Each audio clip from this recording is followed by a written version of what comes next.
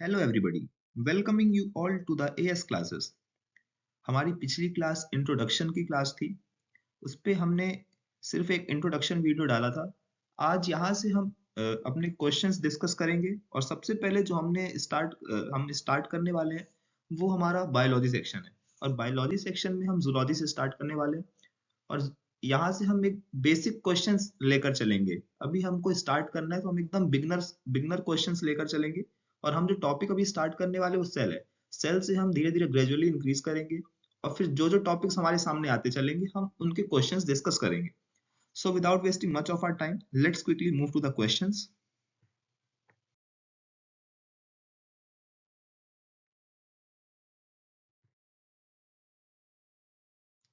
Question number 1, study of cell is called.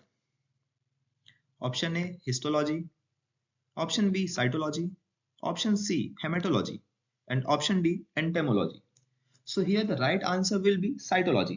The study of cell is known as cytology. हम histology ये study है tissue की, study of tissue is known as histology। और hematology जो होती है वो एक स्टडी ऑफ ब्लड होता है, blood and related to blood disorders, जो भी ब्लड से रिलेटेड है उसको हम हेमेटोलॉजी में पढ़ते हैं। और जो एंटेमोलॉजी होता है वो इंसेक्ट की होती है। So the right answer here will be cytology, option B. Next question, question number 2, what is the structural and functional unit of life? So here your options are option A DNA, option B gene, option C cell, and option D tissue. So here the structural and functional unit of life is cell. Cell ही हमारा structural और functional unit of life. हमारी body जो बनी है वो cell है। Basic unit जो है हमारी बॉडी का वो सेल है। इसका एक सीक्वेंस होता है आपका। सबसे पहले सेल आता है, सेल के बाद फिर टिश्यू आता है, फिर टिश्यू के बाद ऑर्गन फॉर्म होते हैं, ऑर्गन के बाद ऑर्गन सिस्टम बनता है, और फिर ऑर्गन सिस्टम के बाद जो हमारी पूरी पूरी बॉडी है हम इसको ऑर्गेनिज्म कहते हैं। तो ये 5 सेक्शंस हैं, 5 सेक्शंस डिवाइड है इसमें। सो इससे पूरा फॉर्म होता है। ये आपके सामने है, cell, tissue, organ system, and then organism. So here the right answer will be cell. Cell is the structural and functional unit of life. So question number 3. Which pair of structure is usually found in both plant and animal cells? Options are cell wall and nucleus and chloroplast, endoplasmic reticulum and cell membrane and cell wall. So the right answer here will be endoplasmic reticulum and cell membrane. ये endoplasmic reticulum और cell membrane जो होता है plant और animal cells दोनों में present होता है। एंडोप्लाज्मिक रेटिकुलम को हम ईआर भी बोल देते हैं, शॉर्ट फॉर्म में ईआर। एंडोप्लाज्मिक रेटिकुलम यहाँ पर 2 टाइप के होते हैं, ये मैं एक पॉइंट ऐड करना चाहूंगा। एंडोप्लाज्मिक रेटिकुलम 2 टाइप के होते हैं, स्मूथ एंडोप्लाज्मिक रेटिकुलम और रफ एंडोप्लाज्मिक रेटिकुलम। जो रफ एंडोप्लाज्मिक रेटिकुलम होता है उस पर राइबोसोम्स अटैच होते हैं, इसलिए हम उसे रफ एंडोप्लाज्मिक रेटिकुलम कह देते हैं। और जो स्मूथ एंडोप्लाज्मिक रेटिकुलम होता है उसके सरफेस पर कुछ नहीं प्रेजेंट होता है। सो तो इसीलिए जो रफ एंडोप्लाज्मिक रेटिकुलम उसमें राइबोसोम्स प्रेजेंट होने के कारण वो हमें माइक्रोस्कोप में रफ दिखता है। और जो स्मूथ एंडोप्लाज्मिक रेटिकुलम होता है उस पर कुछ नहीं होता है, इसलिए वो हमें स्मूथ दिखता है। So here the right answer will be endoplasmic reticulum and cell membrane. ये प्लांट और एनिमल सेल्स दोनों प्रेजेंट होते हैं।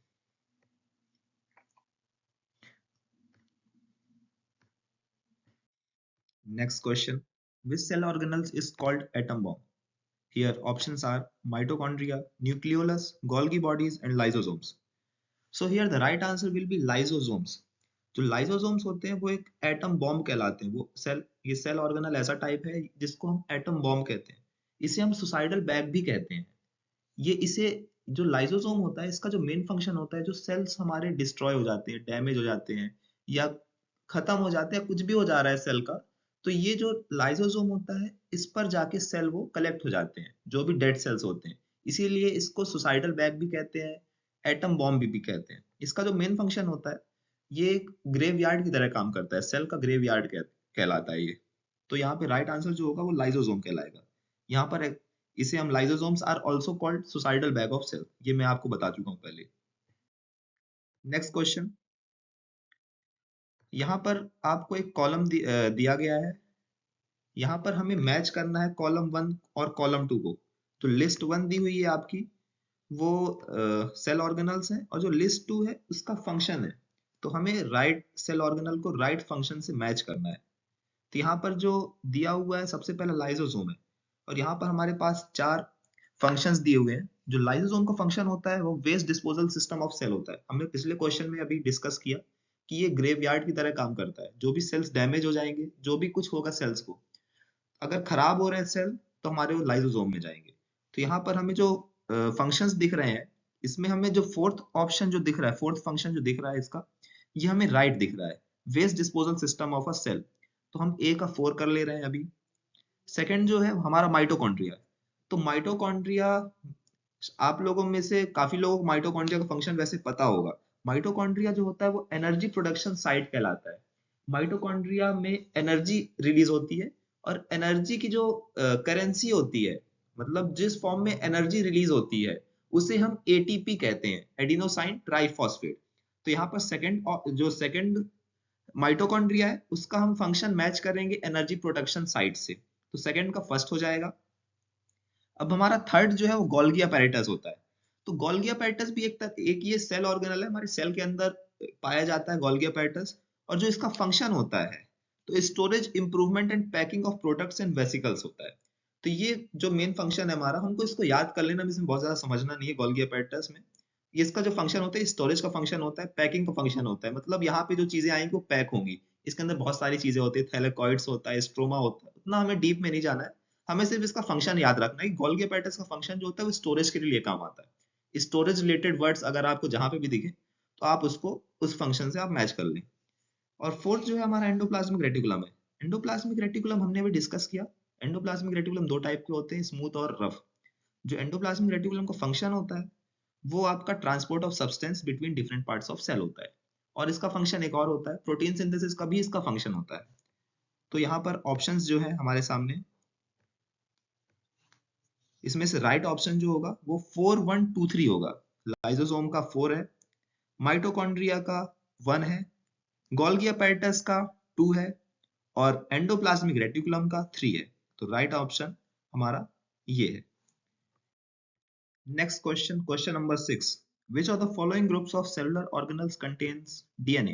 Options are mitochondria, nucleus, chloroplast. Option B, mitochondria, Golgi bodies and nucleus. Option C, mitochondria, plasma membrane, nucleus. And option D, chlorophyll, nucleus and ribosomes. यहाँ पर हमें एक नया वर्ड सुनने को मिला, डीएनए। डीएनए क्या होता है? डीएनए हमारा जेनेटिक मटेरियल को कैरी करके आगे लाता है। जो भी हमारे एंसेस्टर से हमें जो भी चीजें इनहेरिट हुई हैं, हम बहुत लोग कहते हैं कि इसका चेहरा जो है इसके दादाजी से मिलता है, इसका चेहरा इसके पापा से मिलता है। तो ये सब जो चीजें इनहेरिट हम करते हैं, ये जो डीएनए होता है, डीएनए ही इसको आगे लेकर चलता है। डीएनए में बहुत सारी चीजें होती हैं। डीएनए में आपका क्रोमैटिड्स, क्रोमोसोम्स, जीन्स, बहुत उसमें काफी चीजें होती है डीएनए के अंदर। तो हमें जो अभी समझना है, डीएनए डीएनए एक जेनेटिक मटेरियल को कैरी करके आगे चलता है। जो हमारा मेन जो फंक्शन है, जो भी हम चीजें लेकर चल रहे हैं, इनहेरिट कर रहे हैं, वो डीएनए से ही चीजें आगे बढ़ रही हैं। तो डीएनए ये होता है डीऑक्सी न्यूक्लिक एसिड। तो इसमें पूछ रहा है कि कौन से ऐसे सेलुलर ऑर्गेनल्स हैं, कौन से हमारे बॉडी, हमारे सेल के अंदर जो ऑर्गेनल्स है उसके अंदर डीएनए प्रेजेंट होता है। तो इसमें राइट आंसर जो होगा माइटोकॉन्ड्रिया, न्यूक्लियस और क्लोरोप्लास्ट होगा, जो ऑप्शन ए है। इस पर, ये तीनों चीजों पर हमारा डीएनए प्रेजेंट रहता है। Next question, which of the following cell organelles contain chromatin in it? अभी मैं आपको बता चुका हूं पिछले क्वेश्चन में क्रोमैटिन क्रोमैटिन के बारे में। अब हम इस पर और डिस्कस कर लेते हैं। क्रोमैटिन जो होते हैं वो क्रोमोसोम्स के सब पार्ट होते हैं। अब क्रोमोसोम्स क्या होते हैं? क्रोमोसोम्स डीएनए के अंदर प्रेजेंट होते हैं। जो हमारी ह्यूमन बॉडी है, इस पे 46 क्रोमोसोम्स होते हैं, मतलब 23 पेयर्स ऑफ क्रोमोसोम्स प्रेजेंट होते हैं। जो क्रोमोसोम्स होते हैं वो पेयर में प्रेजेंट होते हैं, मतलब 2 का पेयर होगा क्रोमोसोम्स का। हमारी बॉडी में 23 पेयर्स ऑफ क्रोमोसोम्स प्रेजेंट होते हैं। और जो 2 पेयर ऑफ क्रोमोसोम है, यही अगर सिंगल क्रोमोसोम है, 2 पेयर में अगर हम एक की बात करें, तो उसे हम क्रोमैटिन कहते हैं। तो इसमें पूछ रहा है कि कौन से ऐसे सेल ऑर्गेनल्स हैं जिस पर क्रोमैटिन प्रेजेंट होता है। तो इसका राइट आंसर होगा आपका न्यूक्लियस, जो ऑप्शन सी है। न्यूक्लियस पर क्रोमोसोम्स प्रेजेंट होते हैं। मतलब अगर हम ये भी क्वेश्चन हम पूछ सकते हैं इस पर कि which of the cell organelles contain chromosome in it, तो क्रोमोसोम में भी आपका न्यूक्लियस आंसर रहेगा। और क्रोमैटिन अगर पूछ रहा है तो उस पर भी आपका न्यूक्लियस ही आंसर रहेगा, क्योंकि क्रोमैटिन जो है वो सिंगल है, और क्रोमोसोम जो है वो पेयर को कहते हैं, हम क्रोमोसोम कह देते हैं। Next question, question number 8, which of the following is not a feature of eukaryotic cell. हम पहले ऑप्शंस देख लेते हैं, उसके बाद हम डिस्कस करेंगे कि ये यूकैरियोटिक सेल क्या होता है। ऑप्शन यहाँ पर है न्यूक्लियर मेम्ब्रेन प्रेजेंट होती है, option B mitochondria present, option C nucleus wall present, option D single chromosome present. अब यहाँ पर यूकैरियोटिक सेल, ये यूकैरियोटिक सेल क्या होता है? तो बेसिकली जो सेल्स होते हैं वो दो टाइप के होते हैं, एक आपका प्रोकैरियोटिक सेल होता है और दूसरा आपका यूकैरियोटिक सेल होता है। जो प्रोकैरियोटिक सेल होते हैं वो आपके एकदम बेसिक सेल्स होते हैं, मतलब हम ये कह सकते हैं जो यूकैरियोटिक सेल है वो टिपिकल सेल कहलाता है। जो एक, अगर हम सेल की बात करें, जो टिपिकल सेल होता है, जो परफेक्ट सेल होता है, वो यूकैरियोटिक सेल होता है। और अगर हम जो नीचे वाले सेल्स है, मतलब अगर एक बेसिक अगर बात की जाए तो वो प्रोकैरियोटिक सेल होते हैं, मतलब प्रोकैरियोटिक का मॉडिफाइड वर्जन आपका यूकैरियोटिक सेल है। प्रोकैरियोटिक में क्या होता है? प्रोकैरियोटिक में आपका जो न्यूक्लियस होता है वो वेल डिफाइंड नहीं होता, मतलब आपका न्यूक्लियस प्रॉपर नहीं होता, उस पर न्यूक्लियर मेम्ब्रेन नहीं होती, उसका साइज जो होता है सेल का काफी छोटा होता है, और उसमें काफी चीजें जो होती हैं वो एब्सेंट होती हैं in comparison to eukaryotic cell. और जो यूकैरियोटिक सेल होता है उस पर परफेक्ट आपके सारे सेल ऑर्गेनल्स ऑर्गेनाइज्ड रहेंगे, हर चीज आपकी परफेक्ट रहेगी, उसमें आपके सेल वॉल भी अगर प्लांट की बात करें तो उसमें सेल वॉल प्रेजेंट रहेगी, अगर एनिमल की बात करें उसमें प्लाज्मा मेम्ब्रेन प्रेजेंट रहेगी, न्यूक्लियस भी आपका परफेक्ट रहेगा, उसके अंदर न्यूक्लियोलस भी रहेगा, हर चीज रहेगी आपके यूकैरियोटिक सेल के अंदर। और कंपेयर करें अगर प्रोकैरियोट यूकैरियोट को, तो साइज भी जो रहेगा यूकैरियोट का आपका कंपैरेटिवली बिगर साइज रहेगा प्रोकैरियोटिक से। तो अब यहाँ पे ऑप्शन जो है, इसमें क्वेश्चन पूछ रहा है which of the following is not a feature of eukaryotic cell, कौन सा ऐसा फीचर है जो यूकैरियोटिक सेल में नहीं है? तो ऑप्शन ए जो है न्यूक्लियर मेम्ब्रेन प्रेजेंट, तो न्यूक्लियर मेम्ब्रेन तो हमारी प्रेजेंट होती है यूकैरियोटिक सेल में, तो ये ऑप्शन हमारा हो नहीं सकता।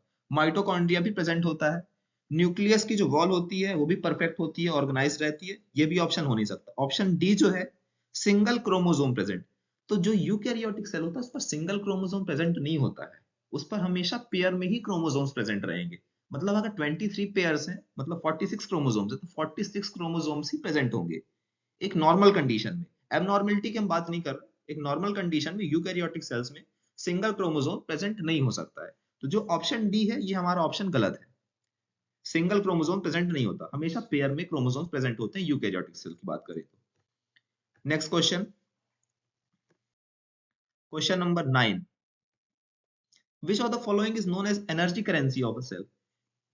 यहाँ पर ऑप्शंस हैं adenosine triphosphate, adenosine phosphate, glycine triphosphate और एडिनोसाइन डाइफॉस्फेट। जो हमारा सही आंसर है वो एडिनोसाइन ट्राइफॉस्फेट है। अभी मैं डिस्कस कर चुका हूं आपके साथ क्वेश्चन में, माइटोकॉन्ड्रिया से रिलेटेड क्वेश्चन में हमने ये चीज डिस्कस की है। जो एडिनोसाइन ट्राइफॉस्फेट होता है वो energy currency of a cell कहलाता है, मतलब माइटोकॉन्ड्रिया में जो भी एनर्जी निकल रही है वो जिस फॉर्म में निकली है वो फॉर्म है उसका एडिनोसाइन ट्राइफॉस्फेट, इसीलिए हम उसको कह रहे हैं energy currency of a cell. Next question, question number 10, which organelle of a cell has its own DNA and ribosomes? Option A vacuoles, option B mitochondria, option C leucoplast and option D chromoplast। ये question बोल रहा है कौन से ऐसे cell organelles हैं जिस पर डीएनए और राइबोसोम्स प्रेजेंट होते हैं। तो जिसका राइट आंसर है वो है माइटोकॉन्ड्रिया। माइटोकॉन्ड्रिया पर डीएनए और राइबोसोम्स प्रेजेंट होते हैं। माइटोकॉन्ड्रिया एक ऐसा ऑर्गेनल है जो जिसको एनर्जी बनानी है, हमें सेल के लिए एक एनर्जी पावर हाउस का काम कर रहा है माइटोकॉन्ड्रिया। माइटोकॉन्ड्रिया को हम कहते भी पावर हाउस ऑफ सेल, इसलिए इसको एनर्जी बनाने के लिए डीएनए और राइबोसोम्स की जरूरत पड़ती है। अब यहाँ पे डीएनए तो हम समझ चुके हैं कि जेनेटिक मटेरियल कैरी करके चलता है, उसमें काफी चीजें होती हैं। अब ये नया वर्ड है राइबोसोम। राइबोसोम क्या होता है? राइबोसोम जो है वो प्रोटीन सिंथेसिस का काम करता है। राइबोसोम आपका रफ एंडोप्लाज्मिक रेटिकुलम में प्रेजेंट होता है। जो रफ एंडोप्लाज्मिक रेटिकुलम की जो सरफेस होती है उस पर आपके राइबोसोम्स अटैच रहते हैं। तो ये जो चीजें हैं डीएनए और राइबोसोम्स, ये आपके माइटोकॉन्ड्रिया में प्रेजेंट रहते हैं। नेक्स्ट क्वेश्चन, क्वेश्चन नंबर 11,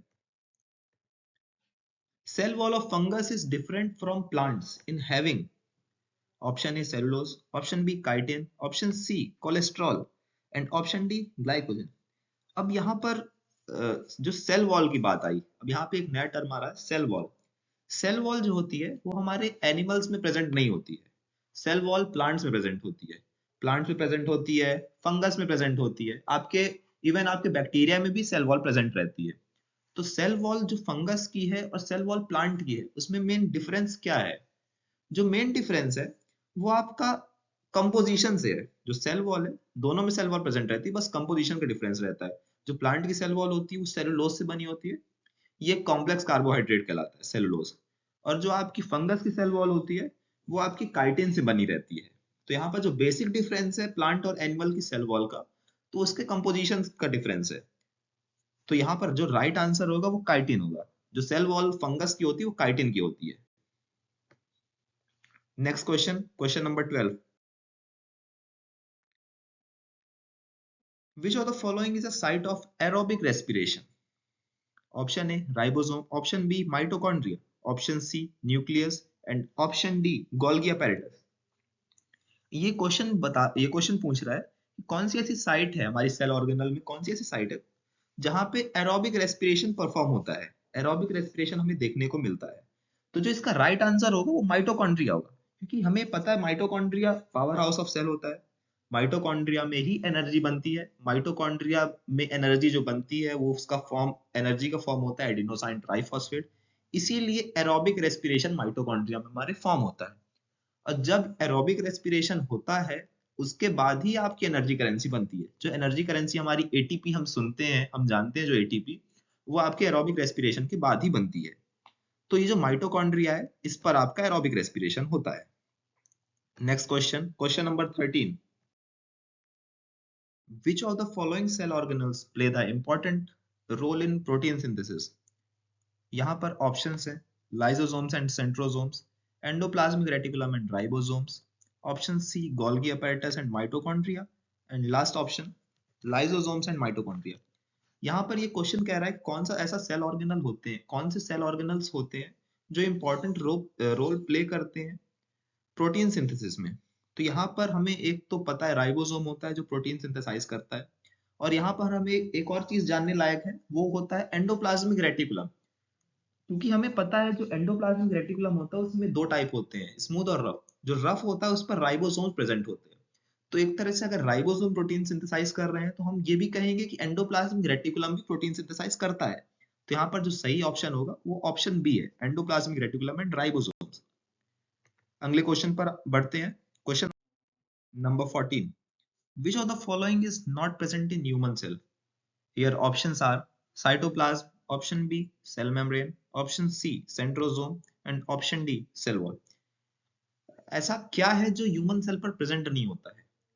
अभी हमने पिछले क्वेश्चन पर डिस्कस किया, जो सेल वॉल होती है वो हमारे ह्यूमन सेल पर प्रेजेंट नहीं होती है।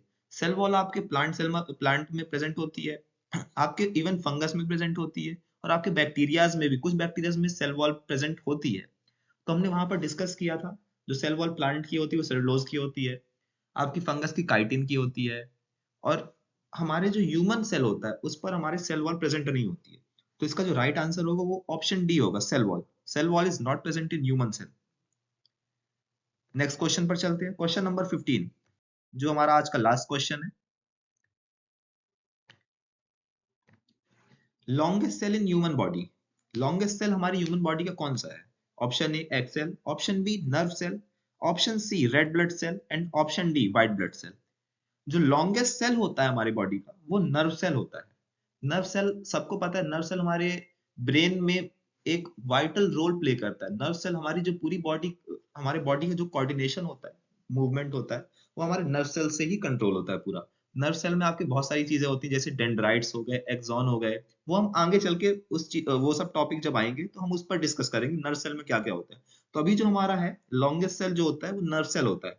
अब यहाँ पर एक और क्वेश्चन आ सकता है, अगर यहाँ पर लॉन्गेस्ट की जगह लार्जेस्ट सेल कह देता, largest cell in human body, तो वो आपका एक्सेल हो जाता। एक्सेल या ओवम जो फीमेल गैमेट कहलाता है, वो आपका लार्जेस्ट सेल होता है। तो यहाँ पर जो राइट आंसर है वो आपका नर्व सेल होगा, ऑप्शन बी।